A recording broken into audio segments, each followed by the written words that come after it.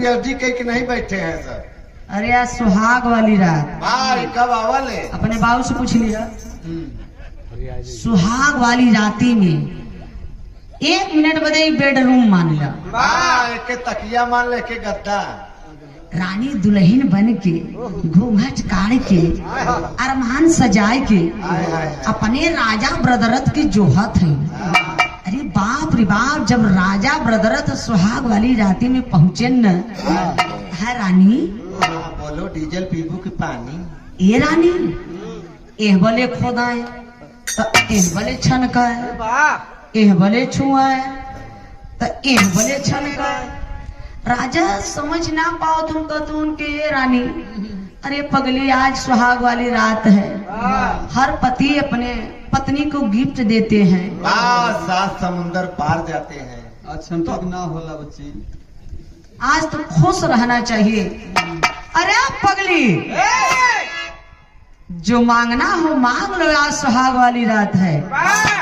अरे बाप रे बाप, इतनी बतिया तो रानी के मनवा को बती गई, राजा छीन न ली है। रानी कहता सही राजा सही, जन मांगत देबा, वादा कर, वादा ना तू कसम खा कि हम जौन चीज मांगब तो के देवे की पड़ी।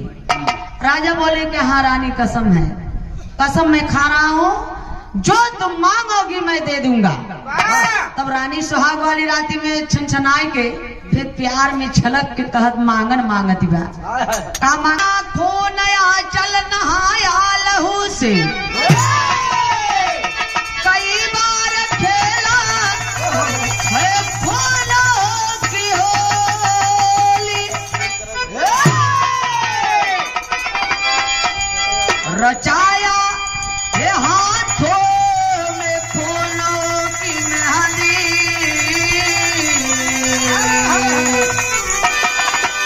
बता कब तलक तू रचाती रहेगी।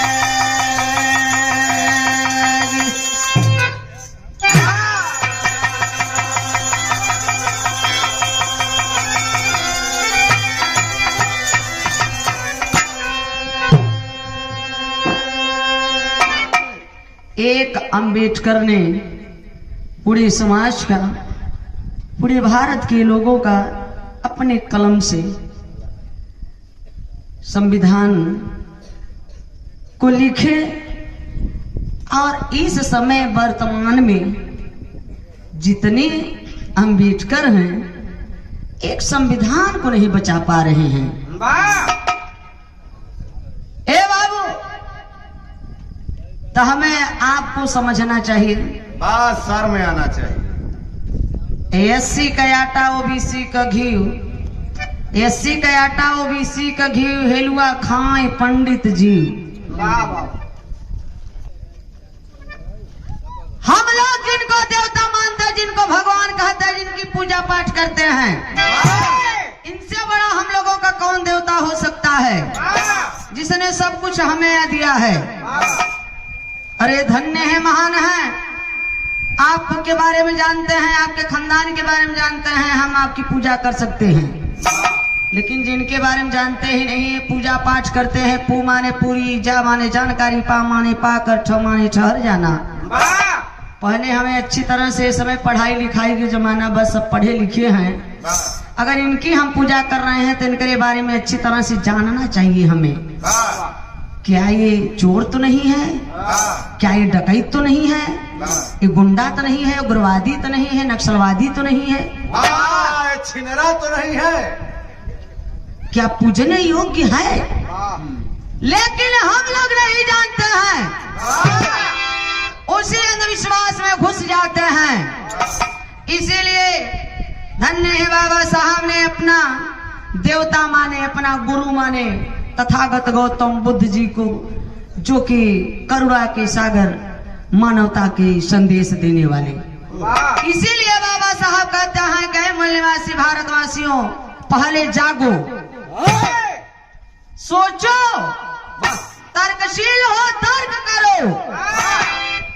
जो तर्क न करे वो धर्मांध है, जो तर्क नहीं कर सकता वो मूर्ख है, और जो तर्क करने की साहस नहीं रखता उदास है, वो गुलाम है।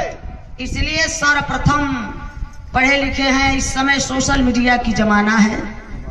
अरे वो समय जमाना था जो कि 10 लाख लोगों को लेकर के बाबा साहब नागपुर के धरती पर 1956 में बौद्ध धर्म स्वीकार किए।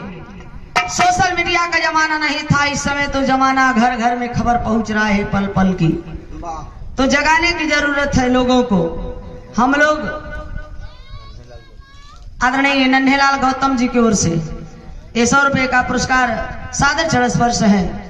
हम लोग जैसे देख लीजिए ठेला पर अंगूर गुच्छा वाला कुछ महंगा रहा था और जो टूटा रहा था उसका कीमत कम रहा था।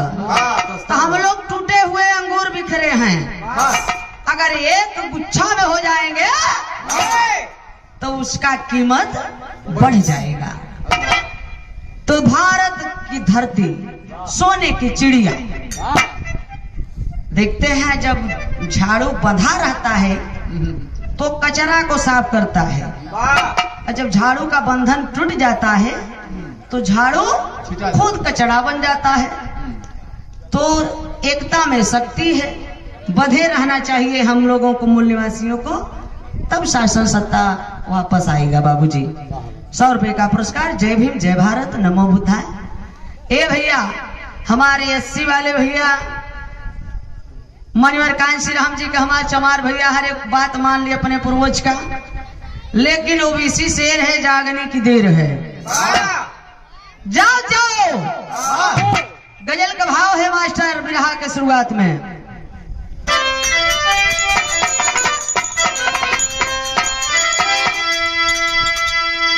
अरे सोने की चिड़िया, सोने की चिड़िया, भारत देश सोने की चिड़िया कहा जाता था। लेकिन कभी लिखे हैं किसी शायर के ऊपर, अरे चारों तरफ है अल्लाह ही अल्लाह,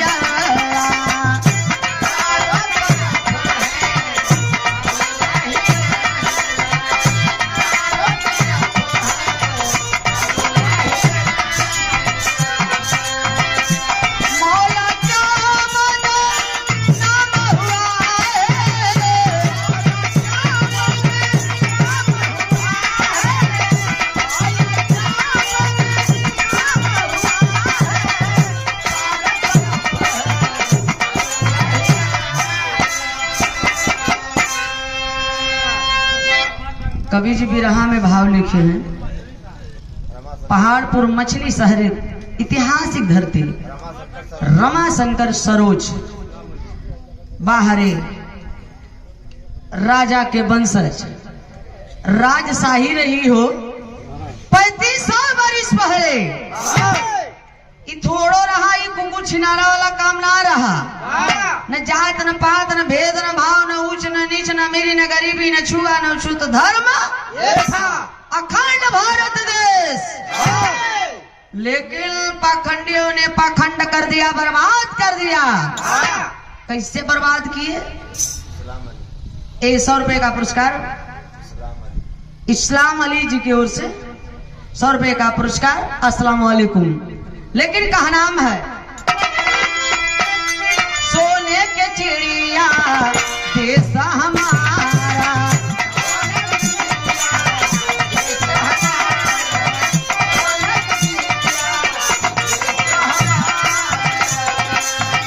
आग लगाए लोगों ने,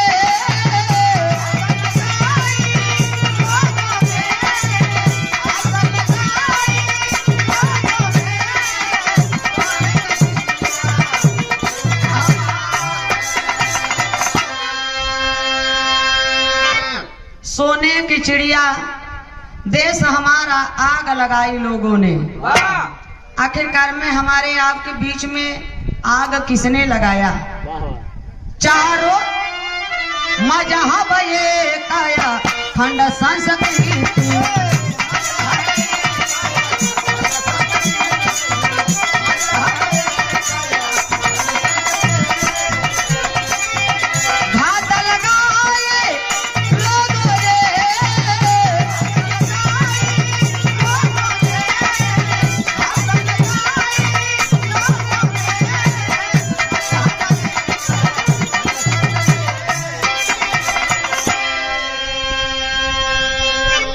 मजहब एक अखंड संस्कृति, एक संस्कृति रहा। विश्व के सबसे चढ़ी बड़ी सभ्यता सिंधु घाटी सभ्यता, एक मजहब था।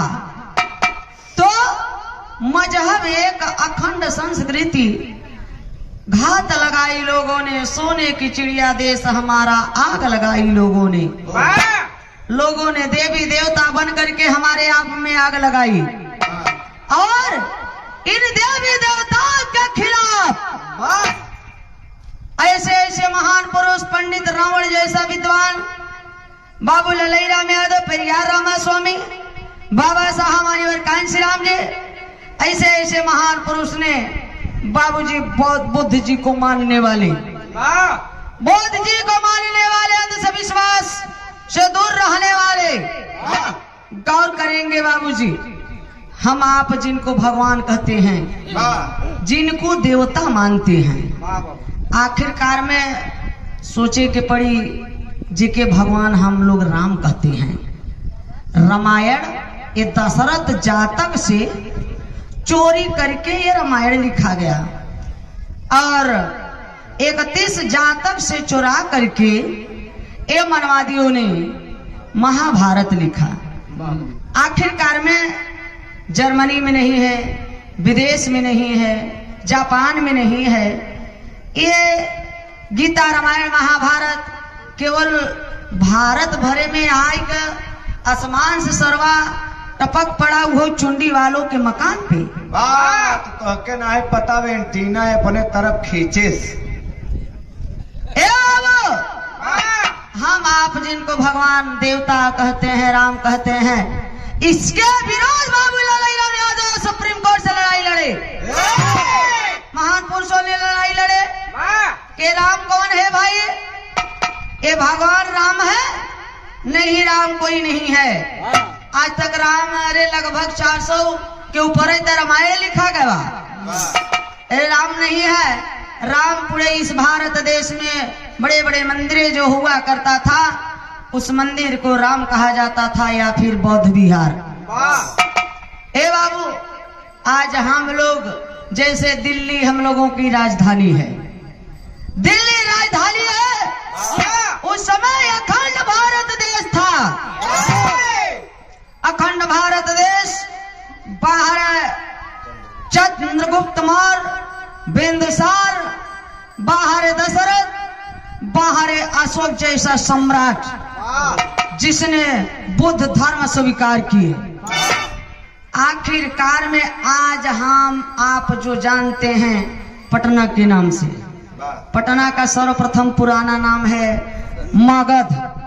मगध के बाद पटना का नाम पड़ा पाटलिपुत्र, फिर तीसरा नाम क्या पड़ा? पटना।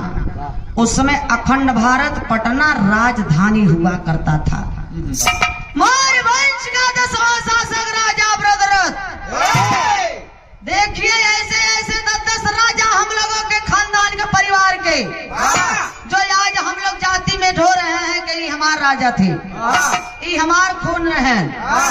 ए भैया, आखिरकार में सोचने की बात है बाबूजी, जो आज हम पटना के नाम से जाते हैं, वो पटना के आप देखें इस अखंड भारत के राजा मौर्य वंश का 10वां शासक राजा भद्ररथ। जब राजा भद्ररथ अपने शासन काल में जितना ये ब्राह्मणों ने जजमानी फैलाया था, देव बहिनी, दे माई, दे काकी भौजी, कथा पुराण, अब मेहरारू के तो पंडित बिचारी हरिन के और डेरवाई देहन, फलनिया करवा चौथ व्रत न रहबे तो तोर भतार मर जाए।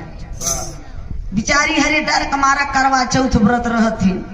अच्छा सोचे बाबू, बड़े बुजुर्ग लोग बैठा हैं कि जब लड़की के शादी नहीं भरत खिलावत हिन तो कथिन मतरो बिट्टी मतरो, देखा हो चंदा मामा, चंदा मामा, अरे आवा पारे आवा, दूध भात लिहे आवा, अब बाबू की मोहमा में डाल दे घुटुर से। लड़कन कैसे खिले हैं, और जब वही लड़की का बियाह हो जाए तो वही चंदा मामा का हो जाही, भतार हो जाही। वही चंदा मामा भतार हो जाही, तब करवा चौथ के व्रत रही तो चलनी में देख के पति तब व्रत टूटत है। तो इसलिए मैं नहीं, चाणक्य जी कहते हैं कि पति अगर करवा चौथ व्रत रहने से हर पति की उम्र लंबी होती है, तो हम सोचते हैं कि भारत की कोई औरत विधवा नहीं होना चाहिए। ये क्या है? अंधविश्वास है। जितना ये कर्मकांड पूजा पाठ हवन यज्ञ होता था, कथा पुराण जजमानी जितना रही है ब्राह्मण की, उस समय राजा ब्रदरथ ने अपने शासन काल में सब बंद करा दिए। अये मूल निवासियों, आज से पूजा पाठ बंद करो, आज से पूजा पाठ बंद करो। अरे यार, धंधा अगर बंद हो जाए तो खाई बिना न मरे लागे आदमी। जब जजमानी बंद हो गई पंडित जी हर ब्राह्मण का, तब एकदम गरीबी रेखा के नीचे आए गए, मजदूरी करे लागे, लिबराना करे लागे, जरूरत पड़े पर भीखो मांगे लागे। अब इतने भी तनिक सोच लो, यहाँ कोई पार्टी की बात नहीं है। सपा कहे सोचे कि भैया हमारा आ जाता है शासनकाल, भाजपा सोचे हमारा आ जाता है, और बसपा सोचे हमारा आ जाता है। मतलब ये अंदर की भावना। तो ये ब्राह्मणों ने सोचा कि ये राजा ब्रदरथ ही सरवा जब मरे और तब ही हमरन का शासन काल वापस और मारे बदे कुछ भाई उपाय तो करह की पड़े। काहे से इन्हें मूल निवासी सुअरा मांस मछली खाई वाली, इन्हें लड़ाकू है, वीर है, इन्हन से कोई ना जीत पाई। ये उन विदेशियों का औकात पता था, इसलिए जब हारे का पारी आवे तो इन्हें क्या करें, दाव लगावे, षड्यंत्र रचना रचाई, वो से न जीते तो अपन बहन बिटिया लिया के सामने खड़ा कर दे। जब खड़ा कर देते रहने तब तुम्हारा ई सरवा। अब ये बेईमान बैठ करके जैसे मानवर कांसी राम जी घुस घुस के कई डर पढ़ाते थे, चोरी चोरी नमक रोटी खा खा के, उसी प्रकार ये रातों रात बैठ करके ब्राह्मणों ने षड्यंत्र रचना रचा राजा ब्रदरथ को मारने के लिए। क्या रचना रचा है बाबूजी? गौर करेंगे। विरहा के शुरुआत में हमरे एक लाइन गजल का भाव मास्टर।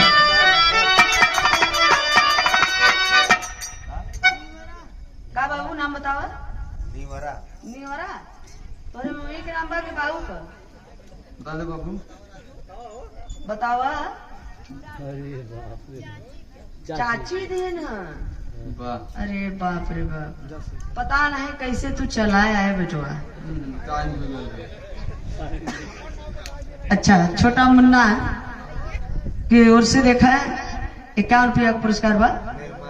अच्छा, निर्मला चाहिए बाबू के चाची की ओर से। तू मेहनत करके नींद में आया है, पैसा दिया है, तो कि तोहरे उज्जवल भविष्य का कामना करत है कि पढ़ा लिखा खानदान परिवार का नाम रोशन कर। डीएम एसपी कलेक्टर जज बने। ए बाबू, गौर करेंगे तो यार, चाहे औरत हो, चाहे आंगनबाड़ी हो, चाहे बैग पर्स लटकाए के जो चलत है, और जो शरीरिया पर है वस्त्र दिखात बा, ये संविधान ये बाबा साहब की दिन है। नहीं शूद्र का कौनो औरत अगर ब्राह्मण के सामने चली जाए ना, स्तन को ढक करके, तो उसको मोलाकरण स्तन बराबर सोना देना पड़ता था। ये संविधान की देन है। तो गौर करेंगे बाबूजी, आखिरकार में ये लोग मारने के लिए षड्यंत्र रचना का रचे हैं। तरज का भाव बा मास्टर।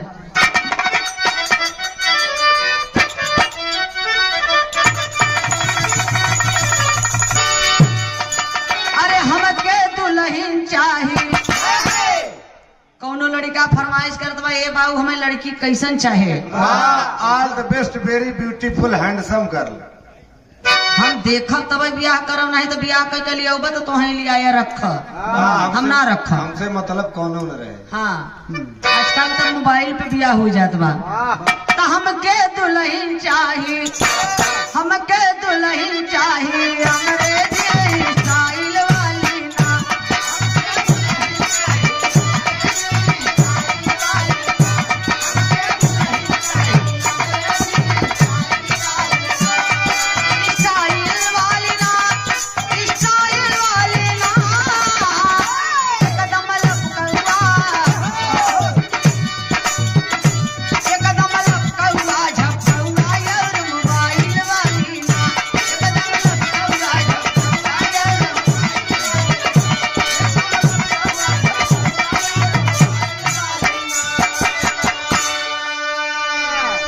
इतने ना बाबूजी, आखिरकार में इन मनवादी इन ब्राह्मणों ने आखिरकार में राजा ब्रदरथ को मारने के लिए और बौद्ध धर्म को तहस नहस बर्बाद वर्चस्व खत्म करने के लिए करते हैं क्या कि हम कैसा संचाही ब्राह्मण राजधानी वाले ना।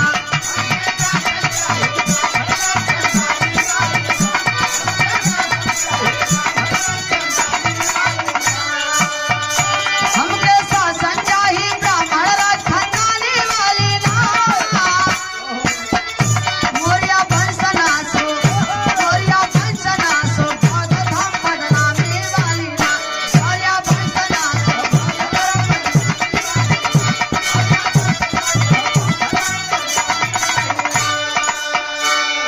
ए बाबू, अब षड्यंत्र रचना रचे मनवादियों ने किया है क्या? बात करते करते याद आया जिसको हम आप राम कहते हैं। राम नाम का आज तक इस पृथ्वी पे पैदा नहीं हुआ कोई।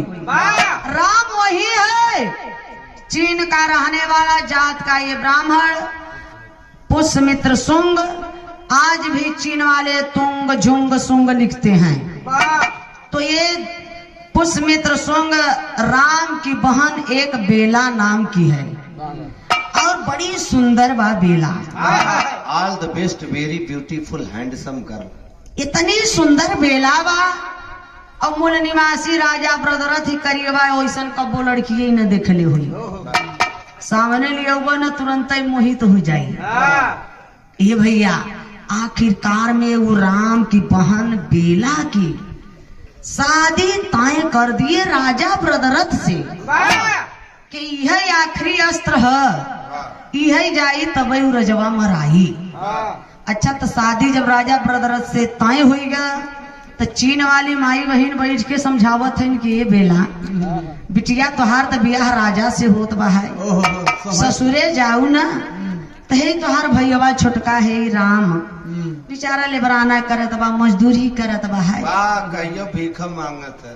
जाए अपने दुल्हा राजा से कह दियो कि सैया हमारे एक छोट भाई राम बा, ओकर कोनो नौकरी लगवाई दी है। तो लड़की कहत बा ठीक बा माई। अब लड़की की बेला के कुछ पता ना बा कि हमरे साथ ही का हुई वाला बा। वो तो शादी जब तय होता है तो हर लड़कियों के दिल में अरमान खुशी होता है, अरमान सजा के पति के घर जाती हैं क्योंकि इच्छाएं ही अनंत होती हैं। ये बाबू शादी तय हो गई बा, समझा बुझा के देखे माई बहनी सिखवत पढ़वत बाइन और यह राजा ब्रदरथ चल देते हैं चीन में अपन मेहरारू बेला के लिए बदे। पहले के बियाह कैसे होए? तलवार पर तलवार चले, लड़ाई होए, जे जीता वो मेहर रखा। अब आजकल का बियाह कैसे होत बा? मोबाइल से सेट हो जाए। पूछा मत की। अरे बाप रे बाप। ये देखा पन्नालाल गौतम पूर्व प्रधान गौहानी से 50 रुपए का पुरस्कार। जय भीम जय भारत नमो बुद्धाय। ए बाबू, इसलिए बड़ बुजुर्ग जब लड़की देखा जाए तो पहले पूछे कि बिट्टी तो ननियाउर कहाँ है? ननियाउर काहे बदे पूछे कि जब एकर माई जैसन होई वैसे एकर बिटियो होई। इतना दिमाग लगाते हैं बड़े बुजुर्ग। तो देखा है राजा ब्रदर चल दिए, दुल्ही ले आवे बदल तर्ज बदल के मास्टर।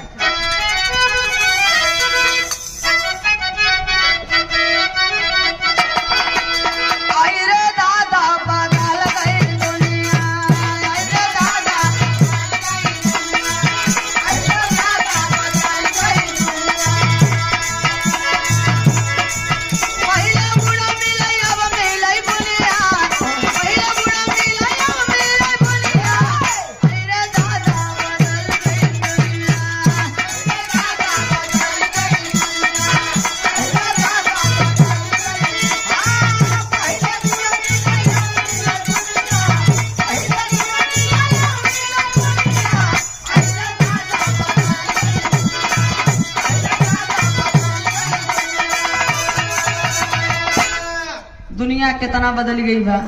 पहले देसी गुड़ मिले द्वारे पर गर्मी में मिल जाए ना, एक बट्टी देसी गुड़ खा ले पानी पी ले तो पेट में तरी आई जाए। वाह अब जगरे दुआरे चला जाए, अगर छेना रसगुल्ला नहीं मिले तो अगर ये यही मारा सरवा के कुछ है ही नहीं।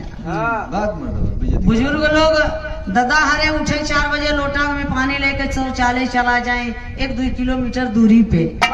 अब भोजन कैसे करें? पर्दा के आड़ में अंदर घरे के।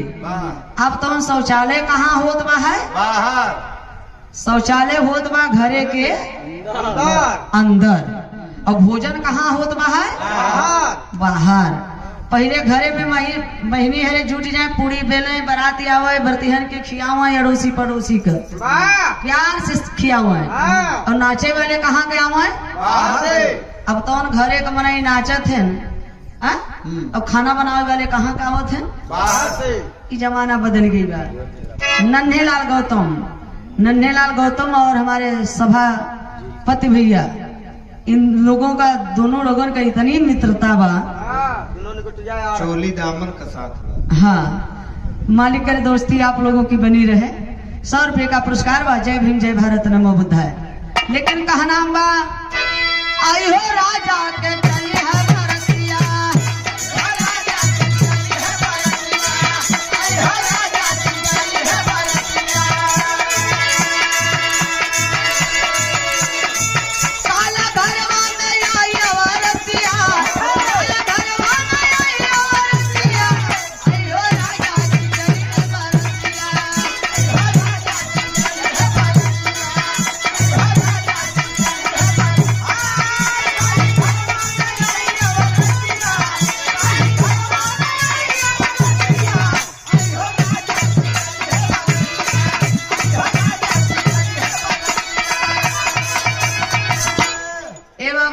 जब राजा ब्रदरथ गए हैं चीन, अपने दुल्हन बेला के लियाई के अलन अपने घरे ले आए तो देखावत है हवेली। ये रानी देखा यही हमार घर दुआर है, देख रही है नौकर चाकर कुल बैठा है, देखिला झाड़ू लगावत है, पोछा मारत है।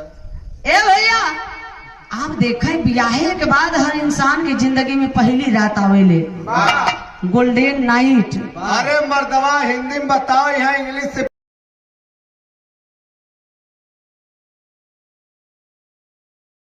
रानी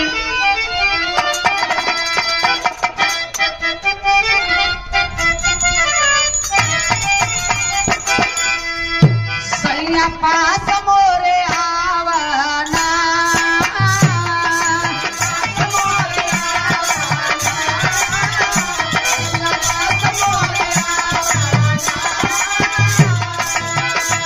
कनी हमसे बतियावना,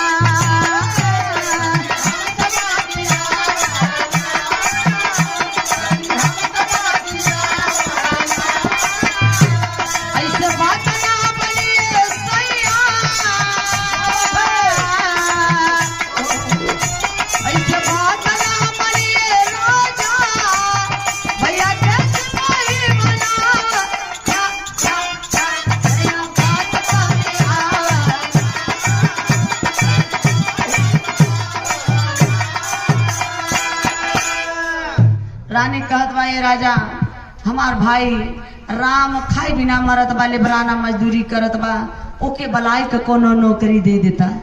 अरे तू राजा, तोहार सार भीख मांगे, कितनी शर्म की बात है। जेकर बहिन अंदर ओकर भाई। राजा बोले, क्या रानी, बुलाओ अपना भाई को, बुलाओ, मैं तुम्हारे भाई को नौकरी लगवा रहा हूँ। अब राजा के कहे पर बेला चीन से अपने भाई राम के बुलवा लेती है। जब बुलवा लीन तब राजा ब्रदरथ अपने सार का नौकरी दिए। नौकरी का लगवाए? सिपाही में भर्ती करवा दिए, सिपाही में भर्ती रखवा दिए। और धीरे धीरे धीरे धीरे धीरे धीरे समय बीतता गया। जब समय बीतता गया तो राम का यह राजा ब्रदरथ प्रमोशन कर दिए। प्रमोशन हो गया, पुष्यमित्र शुंग उर्फ राम सेनापति के पद पे हो गया। जब सेनापति के पद पे हो गया तो अपने जीजा राजा ब्रदरथ की चोरी चोरी जितने भारत देश में ये बुद्ध का मूर्ति हुआ करता था मंदिरों में। उस बुद्ध विहार मंदिर को अंदर से बुद्ध जी का मूर्ति जब होता था तो उसको निकलवा करके ये बाबूजी पुष्पमित्र सिंह फेंकवा देता है। जब फेंकवा देता है तो ब्राह्मण के मनवादियों को आज भी देख लीजिए कि बौद्ध धर्म वाले जो कपार उपार छिलवा के रहते हैं इसी भेष में, ए बाबू जितने बौद्ध भिक्षु आज भी सर छिलवा के रखते हैं जो, उसी प्रकार ये पुष्पमित्र सिंह उर्फ राम राजा ब्रदरथ को मारने के लिए, मरवाने के लिए हर मंदिरों में चट्टान कपार छिलवा छिलवा करके ब्राह्मणे के बच्चों को बैठाता था। बैठा दिया अस्त्र शस्त्र लेके। ये बुद्ध भारत देश, बुद्धमय भारत देश, यहाँ का प्रधानमंत्री भी जाते हैं नरेंद्र मोदी अमेरिका में भाषण देने तो कहते हैं कि साथियों मैं बुद्ध के देश से आया हूँ। ये नहीं कहते हैं कि मैं श्री राम के देश से आया हूँ। कैसे कहेंगे एक शौचालय नहीं मिला खुदाई में अयोध्या में। ए बाबू आखिरकार में पूरे मंदिरों में बैठा दिया है। ये राम जब बैठा दिया तो किसी तरह किसी गुप्तचर द्वारा जब राजा ब्रदरथ को पता चला तो बुलाए अपने पुष्पमित्र सिंह उर्फ राम सार को। कहे ए सार राम इधर आ, ए सारे ऐठ मात तोरे बहनी छोड़ दे। हमें कथा कहा कि ब्रदरथ कहा था पुष्पमित्र सिंह। अच्छा ए बाबू राजा ब्रदरथ कहे कि सार राम सार है तो सारे नियर रह और आई छोड़ दे तोहरे बहनी के तो फिर चीनई में लेके जाबा रहबा हम रखब ना। नहीं रखे सारे। राजा बोले कि ये बताओ राम ये तुम क्या कर दिए। राम गलती ना मानत बा, क्षमा ना मांगत बा जीजा से। भैया का संतीर बहिनिये दौड़ के गई राजा ब्रदरथ का गुड़वा पकड़ ली है। कहती बा कि सैया काहे डांटा था यार, मत डांटा भाई है हमार। लेकिन राजा ब्रदरथ गुस्सा में हो गए। कहे जाओ चीन वापस चले जाओ, हमारे यहाँ कोई जगह नहीं है तुम्हारे लिए, कमीना कहीं का। गाली देने लगे।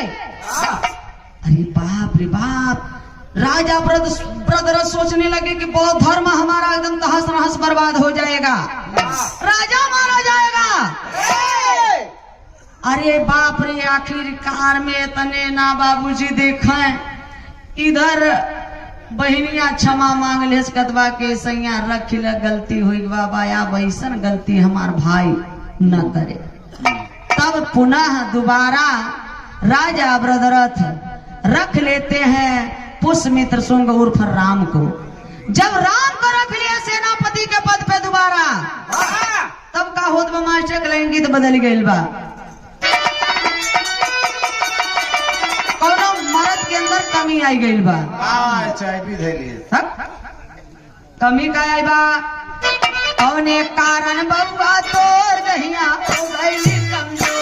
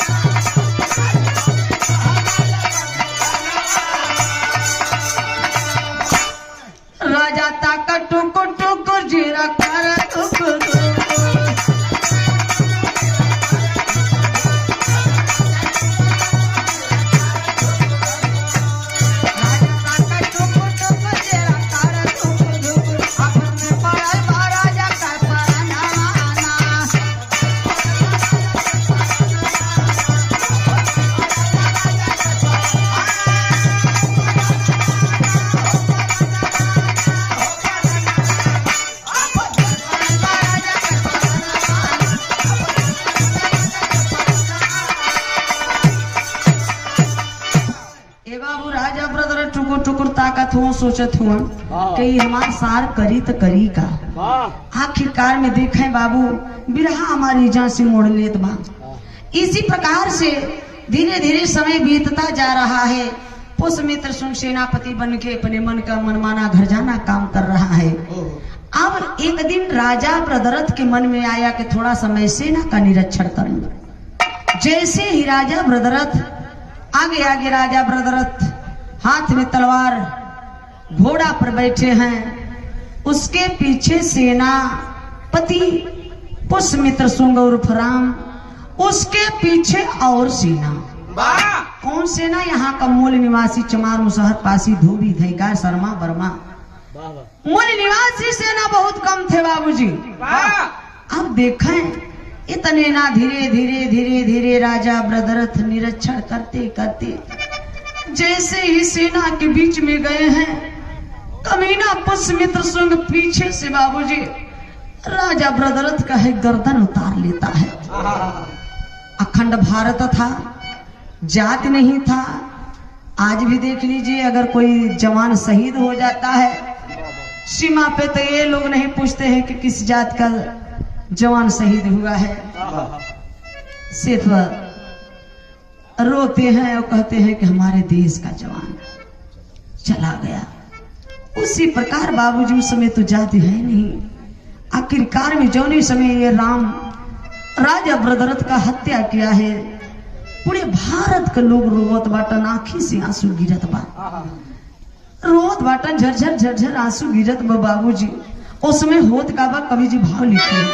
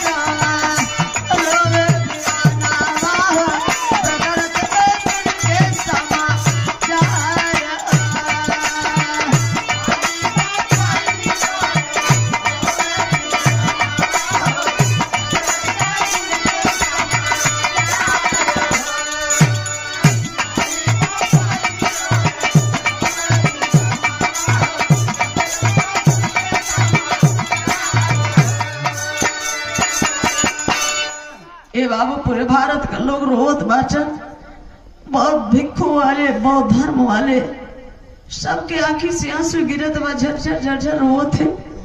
आज हमारे राजा की हत्या हो गई, राजा चले गए। इतने ना घरवा जौने समय रानी बेला सुने बा खबर कि हमार सैया ये दुनिया में ना बाटन। अरे बाप रे बाप, मंगिया का सिंधुरवा माई बहिनी मिल के बल्टिया के पनिया से धोवत है, कलैया का चुड़िया फोड़ के कपड़ा कूच कूच के रानी बेला रोवत है कि सैया हमके तो छोड़ के चली गईला, हमके तो चली गईला, ठीक बा सैया, लेकिन है पेटवा में जौन तोहार निशानी पलत बा है, ई पैदा होई तो पापा के कही सैया। ये बाबू भैया भैया भैया बात नहीं हो, बस 10 मिनट है भैया। ये बाबू रोवत बाटिन, रानी की आंखी से आंसू गिरत बा, माई बहिनी हरे चुपवावत है, मत रो दुल्हनी, मत रो रानी, मत रोवा। ये दुनिया संसार में जी आई बस सबकी जाए की बार रोआ मत। तोहार सैया चल गए लेकिन तोहार सैया तो के निशानी दे के गइल बाटे जन पेटवा में तोहार निशानी बा। इहे के सहारे तू जी ले बुरानी। अरे बाप रे बाप रोवत हईन और कैसे रोई के कहत हईन ऊपर वाले के दोष देत हईन। हमारे बड़े भैया भी निभाव पे परम पूजनीय श्रद्धे नन्हे लाल गौतम थलोई की धरती से 100 रुपये का पुरस्कार। जय भीम जय भारत। राजेंद्र जी थलोई की धरती से 100 रुपया। नमो बुद्धाय जय भीम। ए बाबू रानी रोवत है कैसे, क्योंकि पति के ये बाबू औरत के गहना एक पति होलन। पगली बौरहिया रोवता कहती बा का पाई के खबरा दुलाए हई पटक कपरवा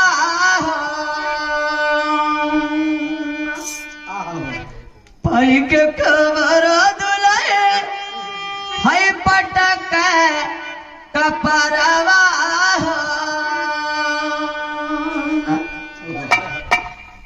विधना गजब गिरावाला बाजरावा। ए सैया हमके छोड़ के चल गई है जो पेटवा में पलत बा।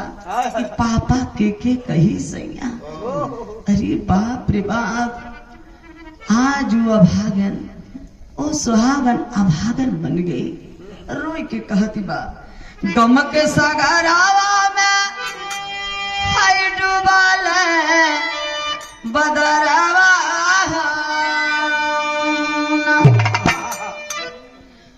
विधना डूबी गई मांगी के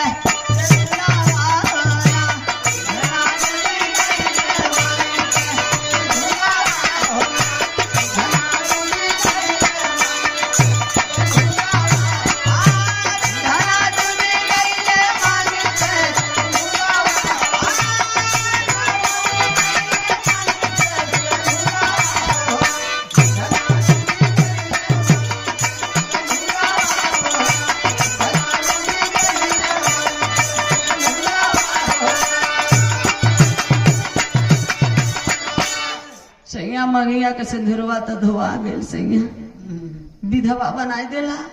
लेकिन ई कुल करे से पहले हमें रास्ता ना बतौला। कवने आधारा जी अब हई के करे सहारावा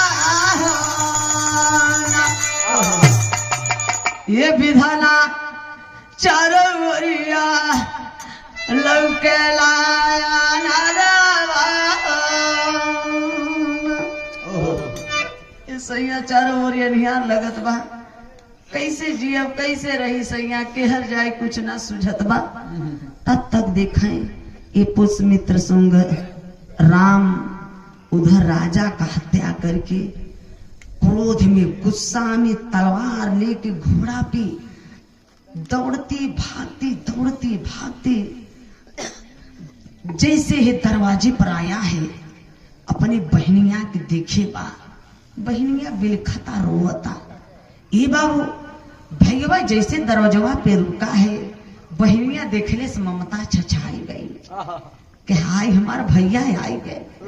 हमार भैया लगा था सैया का खबर सुने न इसलिए हमार भैया आए गए। अब बहनिया के कुछ पता ना बा बाबू कि हत्यारा हमार भाई ही है। ये बाबू बहनिया दौड़ के भैया के जाता पैरवा पकड़े की कोशिश करे सर। तब तक ये भाई कसाई बन गया। पुष्यमित्र सुंग पैर से मार देता है। बहन बेला कुछ दूर पे जाके गिर जाती है।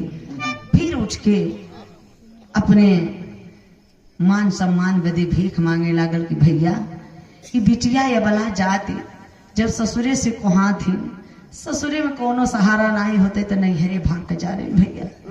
भैया तुम्हारे सैया का खबर सुना है ना यही बदे आया है। लेकिन भाई कसाई बन गया। पुष्यमित्र सुन तलवार उसी वक्त लेता है हाथ में।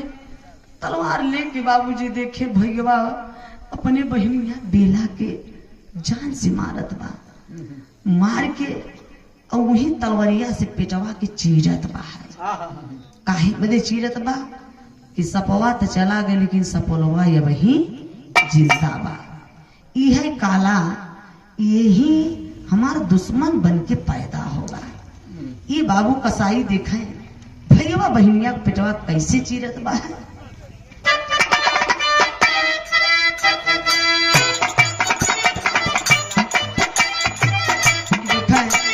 आप मान्या श्रीमती हमारी बड़ी दीदी सुशीला जी जो कि नन्हेलाल जी की पत्नी जी की ओर से 100 रुपए का पुरस्कार। जय भीम जय भारत नमो बुद्धा।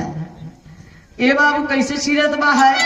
हाथ गोड़ा बांधे पापी जबरी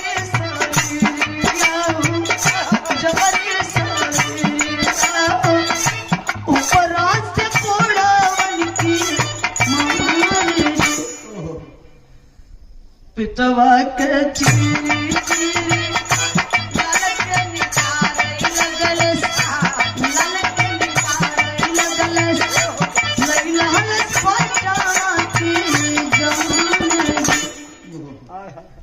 लल के उठाई पाके भलवा पे रोपई लगल भलवा पे रोपई लगल रोवेल धरती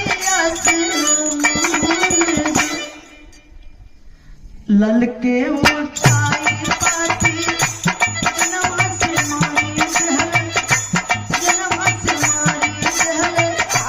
बरसिला यशुन के ए बाबू ये राम अपनी बहन बेला का पेट चीर के देखा इन्हें मनवादी इन्हें बेईमान मारे बदे राजपाट बदे अपने शासन सत्ता बदे अपने माई बहन तक के ना छोड़ल बाटा। आखिरकार में ये राम बहन बेला की पिटवा चीर के संजोग ऊपर वाले की मर्जी देखे 7वां 8वां महीना पलत बा और पीटे में लड़कई बा। वो लाल के निकाल के फेंक के बाबूजी भारा के नोक पे रोकता है।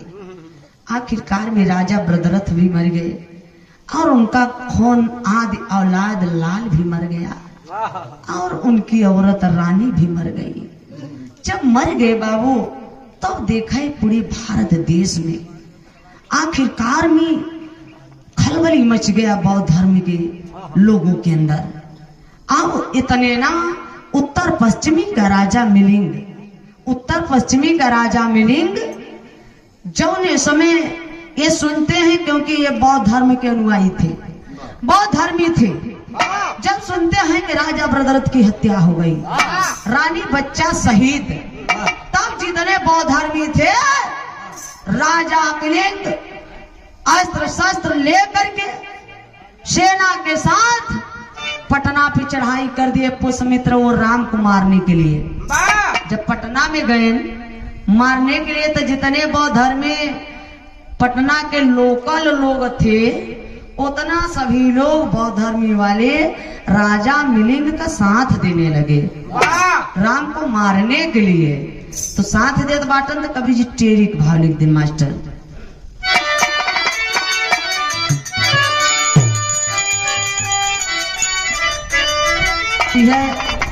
कैलाश दादा गाय के चला गए बात तो हम गाय के चली कसराई जाती।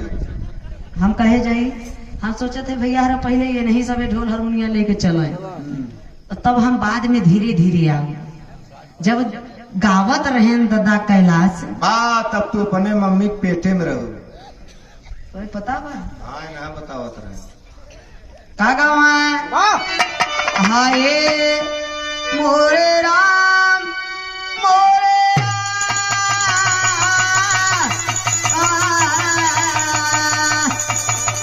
भोले बाबा जोगिया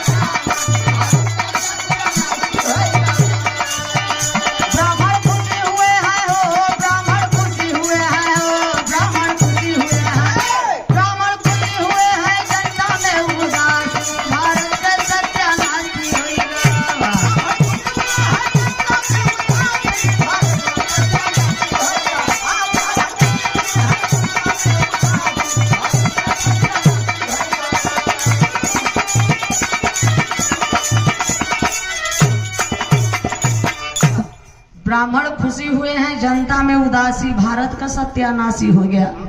भारत के लोग बहुत धर्मी, भारत देश के लोग रोवत बाटन। और यह जब राजा भरदर्थ मर गया तो इधर ब्राह्मणों मनवादियों ने जश्न मना रहे हैं। और वही जश्न का कारण है, जितना दिवाली दशहरा त्योहार जितना मनाते हैं वो ब्राह्मणों के जश्न का दिन है, वो ब्राह्मणों के जश्न का दिन है। और बाबा साहब कहते हैं कि इसलिए मूल निवासी त्योहार, त्यों माने तुम्हारी हार माने पराजय, सोझे कतवा के तोर हार। जौने दिन तुम लोगों का हार हुआ है, जिस दिन तहस नहस बर्बाद हुआ है, राजपाट छीन लिया गया है, शासन सत्ता रोटी कपड़ा मकान छीन लिए हैं बेईमान, उस दिन इन ब्राह्मणों द्वारा बनाया गया वही त्योहार है। तो ब्राह्मणों का त्योहार है हम लोगों का, उस दिन मातम का दिन है। जैसे मुसलमान भाई मुहर्रम के दिन मातम मनाते हैं, उसी तरह से हमें आपको भी मातम मनाना चाहिए, क्योंकि जितने त्योहार बने हैं उस दिन हमारे राजाओं की हत्या हुई है। आखिरकार में बाबूजी आप देखें, बौद्ध धर्म के लोग जब पटना से मार मार करके वो राम को भगाने का काम करते हैं, वो राम भागते भागते कहाँ गया है? मध्य प्रदेश। मध्य प्रदेश में उज्जैन में जाकर के जैन धर्म में छिप करके रहने लगा। जब छिप करके रहने लगा तो किसी न किसी तरह से तो पता चल गया बौद्ध धर्म वालों को कि यही कमीना छिप के रह रहा है। जब पता चल गया तो वहां से भी मार कर भगाने का काम करते हैं। तो राम भागते भागते अब कहाँ गया है? गौर करेंगे, साकेत में। कवि जी आल्हा में भाव लिखे हैं मास्टर।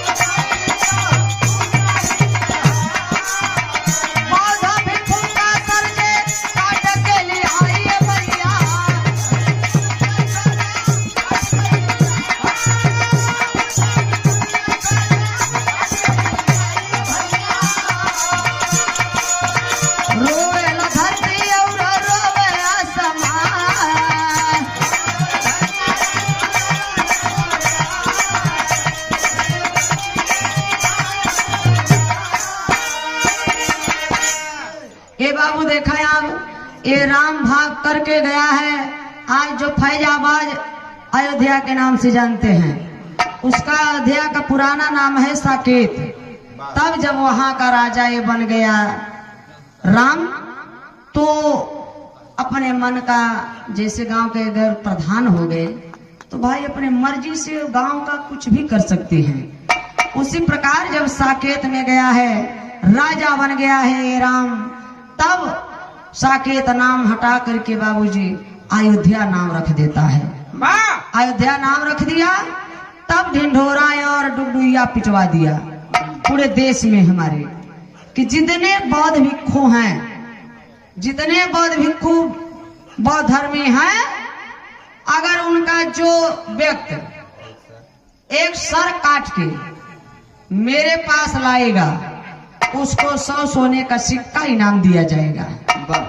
अच्छा, तो ये बौद्ध धर्म के बर्बाद करे बदे, तहस नहस खत्म करे बदे, वर्चस्व खत्म करे बदे, अब यार ब्राह्मण सब हेरे लागन कि कौन हवै, मिले जल्दी। लालची तो सब होते लेकिन वो लोग थोड़ा से ज्यादा होते, लेकिन हेरे सर सोना की सिक्का के इनाम बदे। अब जे बौद्ध भिक्षु के एक सर पावे काट कर तुरंत ही ले जाए राम के सामने। अयोध्या में राम के दिखाई के सौ सोने का सिक्का इनाम लेकर चलाया हुए। जब चलाया हुए तो जे चलाक रहे उमरिया रखे रहे, फिर सवेरो जाए रच के खुनवा एहर ओहर कह दे तो मतलब ये लगे कि ताजा हवे। तो फिर सब सोने का सिक्का इनाम लेके चलाया हुआ है। एक किसी गुप्तचर द्वारा जब राम को पता चला तब राम चालाकी किया। राम किया क्या कि घाघरा नदी के किनारे पत्थर रखवा दिया। जो बौद्ध भिक्षु का सर काट के ले जाता था अपने सामने 100 सोने का सिक्का उसको देता था ये राम, और उसी घाघरा नदी के किनारे उसी पत्थर पे राम बौद्ध भिक्षु का सर उसी से पटकवा करके घाघरा नदी में फेंकवा देता था। इसी प्रकार से हमारे देश से एक एक करके बाबूजी बौद्ध भिक्षु का सर इतना ले गए बाबूजी कि घाघरा नदी बौद्ध भिक्षुओं के सर से एकदम पट गया, सर और खून से। जब घाघरा नदी पट गया तो उस घाघरा नदी का नाम पड़ गया सरजू नदी। सरजू जो सर से युक्त सरजू नदी नाम पड़ गया। और यह मनमाना घर जाना ये राम लिख रहा है। आज राजनीति वाले कहते हैं राम लला आएंगे और मंदिर वही बनाएंगे। कहथिन भगवान जन्म ली हैं। अरे यार भगवान जब जन्म ली हैं तो अयोध्या में खुदैया होता रहा तो कुछ तो निशानी मिले चाहत रहा। एक के जो शौचालय निशानी बता दे 50 लाख इनाम। तो बाबूजी अपने मन का लिखा, मनमाना घर जाना लिख दिया वही राम। इतना ही नहीं लिखा दशहरा। आज हम लोग जो दशहरा मना रहे हैं, बाबा साहब की जयंती मना रहे हैं, तो हमारे अशोक सम्राट ये दशहरा अशोक विजयदशमी के नाम से मूल निवासियों को त्योहार है मनाया जाता था। अशोक विजयदशमी के नाम से मनाया जाता था, मूल निवासी मनाते थे। लेकिन ये मनवादियों ने, ये ब्राह्मणों ने कन्वर्ट कर दिया उसको। क्या लिख दिया? दशहरा। दशहरा सोझे उन्हें संकेत कह दिए इनके मौर्य वंश का 10 राजा हारे और तब जाए के दशहरा त्योहार बन गया। दशहरा 10 ठे हारे और त्योहार बन गया। वही दिखाई दिए हैं कि रावण हर साल मरत है, हर साल जिंदा होता। दशानंद वही मौर्य वंश का 10 सिर और दशानंद दिखाई दिए कि दशानंद 10 शीश। वाल्मीकि लिखे एक सर रावण को था, 2 पैर था, 2 हाथ था, सुशील सज्जन था, पंडित रावण ज्ञानी था।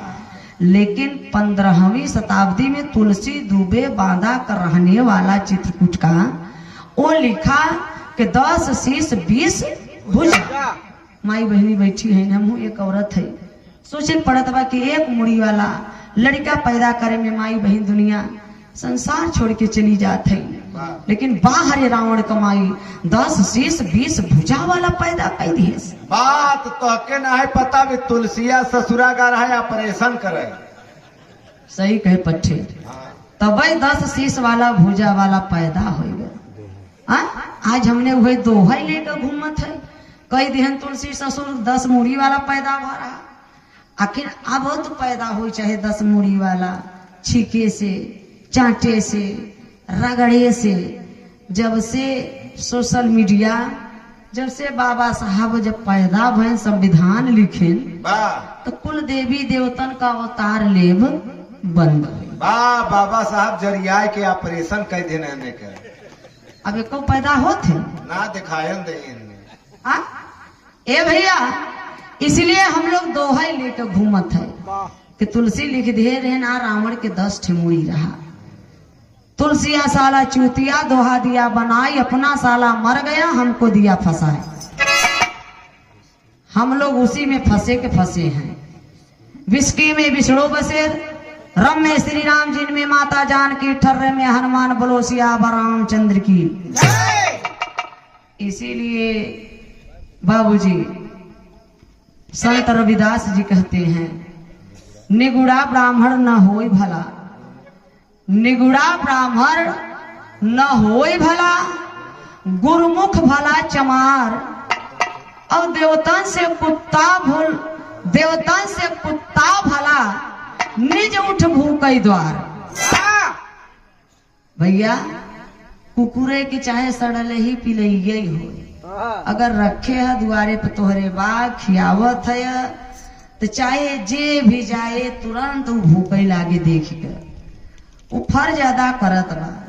लेकिन बतावा ये देवतन हे ही जवन कुल पैदा भयन चीके चाटे रगड़े से, नौकरी मिलत बा आरक्षण से, इसलिए बाबा साहब इशारा करते हैं वहां से मिलेगा, संसद भवन से मिलेगा, जो कुछ भी मिलेगा। ये मंदिर देता नहीं है, लेता है।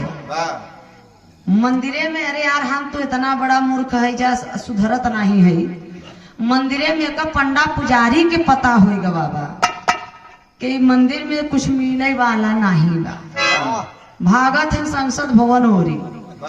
आज देखा था दान पेटी वाला जब बक्सा रहा था, जब जाए लगा था पंडा पुजारी तो शाम के समय 4-5 ताला लटकाई देता। काहे बदे ओके विश्वास नहीं बाकी पथरा है यही है, कोनो सरे यही लूट मार के लेके चला जाही और ताला लटका के लटकाई रह जाए, और पथरा में कोनो शक्ति तो बा नहीं। तो इसलिए उनके पता बा, लेकिन हमें तो पता नहीं बा। इसलिए हमारे समाज के महान पुरुष ओशो ने कहा कि शूद्रों को मंदिर नहीं जाना चाहिए। मंदिर वही जाते हैं जो मानसिक रूप से गुलाम है। भगवानों को तो कुछ करे चाहे। बदाओ में 40 साल की औरत का इज्जत लूट के सरिया कई के बेचारी की जान से मार दिया गया। आखिर जब मरात रही बेचारी मंदिरिया में जतिया लुटात रहा तो मंदिरिया में का भगवानवा कहाँ चला गया रहा। भाई ससुरा अपने पहनियौरे गा रहा खिचड़ी लेके, तब नहीं तो के जाने बच जाते। हमारे मिर्जापुर लालगंज में महतारी बेटवा गरहन दर्शन करे बदे गड़बड़ा धाम में, वो लड़का ब्लेड से अपन गर्दन उतार ले है। वाह चढ़ाई दिहेस की। अरे बाप रे बाप, इतनी भावना है हमरन, कितना लोग डेरवाई दिहे। और माई जाए के बिहान से रम्मा टंगारी लेके कुल माई का आँखी कान कुल तोड़त फोड़ता, मंदिर में का पंडा पुजारी कुल भाग निकले। अब ही हमारे 96 विधानसभा का चुनाव उपचुनाव होता बा। राहुल प्रकाश कोल जो विधायक थे वो इस पार कर गए, कैंसर था, तो वहाँ चुनाव की बात हो रही है। पंडित जी का कथन के रे यार राहुल का बाबू बभनन के गरियाए रहे, ऐसे उन्हन का शराब लगी गए, खे बहाना रहा कैंसर का, वो मर गए नहीं मरते न। वो अपना फैलाए हैं, इतना डरवा दिए हैं बेचारे। देखा इतना बलिष्ठ लड़वैया रहते तो अगर 2-4 व्रत उठाई ला देखा कमजोर होगा कि ना होगा। तो यही सब भावना है बाबूजी। इसीलिए बाबा साहब कहते हैं शिक्षित हो, संगठित हो, संघर्ष करो। बिना संगठन के हम लोग कुछ कर नहीं सकते, इसलिए शिक्षा मास्टर चाबी है। बाबा साहब कहते हैं शिक्षा, शिक्षा वो शेरनी का दूध है, जो पीता है वो गरजता है। इसलिए तुम मिर्जापुर से आए कि जौनपुर में गरजत हो। इसलिए बाबू घर भले मत बनवाए, लड़का ब्याह भले मत कर, लेकिन दारू कम कर दी है एक टाइम, लेकिन बाबू लड़का बच्चन के पढ़ाई जरूर दी है। ऐसे ऐसे हमारे महान पुरुषों ने रास्ता हमें दिखाया है, तो हमें इन लोगों के रास्ते पर चलना चाहिए, हिंदू धर्म छोड़ देना चाहिए। बाबा साहब कहते हैं हिंदू धर्म में जन्म तो ले लिए, ये मेरे बस की बात नहीं थी, लेकिन हम हिंदू धर्म में मरेंगे नहीं, ये मेरे बस की बात है। तो उनके दिखाए हुए रास्ते पे चले, जो जयंती हम लोग मना रहे हैं। आज असली त्योहार आज ही हम लोगों का है। जय भीम, जय भारत, नमो बुद्धाय, जय संविधान। आखिरी लाइन बात। इसलिए बाबूजी हमें दशहरा के दिन मातम मनाना चाहिए। हम लोग आज भी जाते हैं मंदिर में, नारियल फोड़ते हैं तो नारियल को एक जीव मान के फोड़ते हैं। आंख रहे, निगुरा रहे, खपड़ोई रहे, बार रहे, पानी रहे, पानी नहीं वो खून रहता, पूरा नारियल के जिंदा रखे बदे। तो नारियल नहीं है मंदिर में जो नारियल फोड़ते हैं, वो हमारे आपके पूर्वजों का वो सर है। इसलिए हमें आपको नारियल नहीं फोड़ना चाहिए। ये रहा अशोक विजयदशमी के ये राम और रावण का संवाद। आखिरी लाइन में